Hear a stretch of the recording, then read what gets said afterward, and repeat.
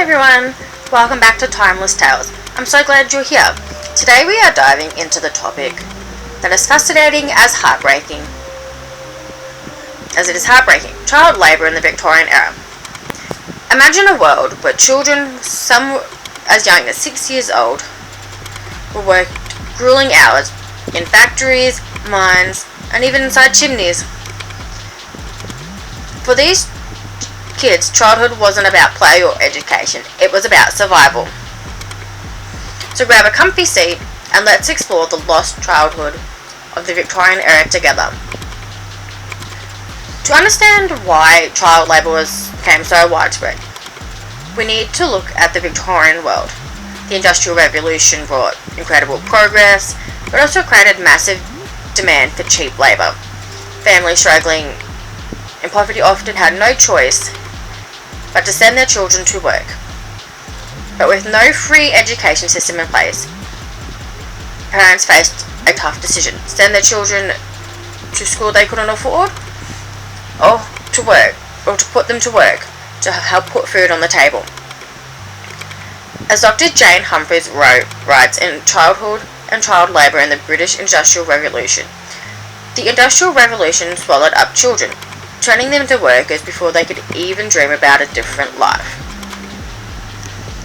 For many kids, childhood became a distant concept. They worked in places like factories, mines, even on the streets. Jobs that were dangerous and exhausting and often life-threatening. So what kind of jobs were the children forced into? Let's break it down. In factories, children worked as piecers, crawling under dangerous machinery to fix threads while everything was still running. Can you imagine doing that just at 8 or 9 years old?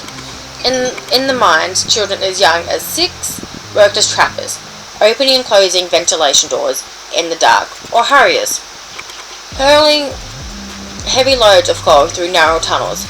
They often worked in total darkness up to 14 hours a day. And then there were the chimney sweeps. Little boys, sometimes no older than 6, climbed into chimneys to clean soot, risking falls, burns, and long-term lung damage.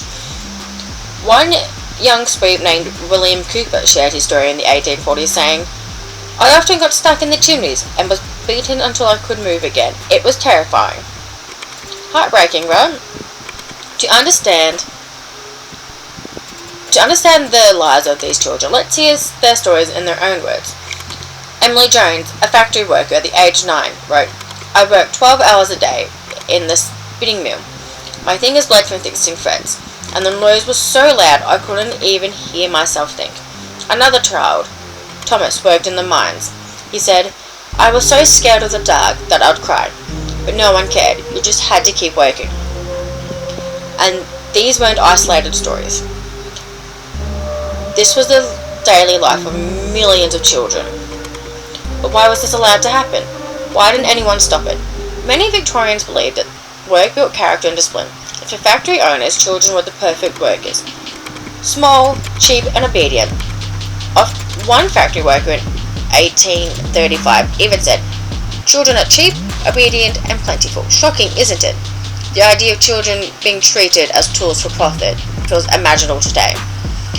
Thankfully, not everyone accepted this injustice. Reformers like Lord Shaftesbury fought tirelessly to protect these children. Laws like the Factory Act of 1833 and the Mines Act of 1842 were the first steps toward change. The Factory Act limited working hours and required some education for the workers. Later, free public education became the norm, allowing children to reclaim their childhoods. Learning about child labour reminds us how far we've come, and how far we still have to go. Today, over 160 million children are still working in harsh conditions around the world. History teaches us the importance of fighting for justice, especially for those who can't fight themselves. Thank you for joining me today on Timeless Tales. If you found this episode interesting, don't forget to like, subscribe, and share with your friends. Next time we'll explore the haunting world of the Victorian asylums and the treatment of mental health. You don't want to miss it. See you then!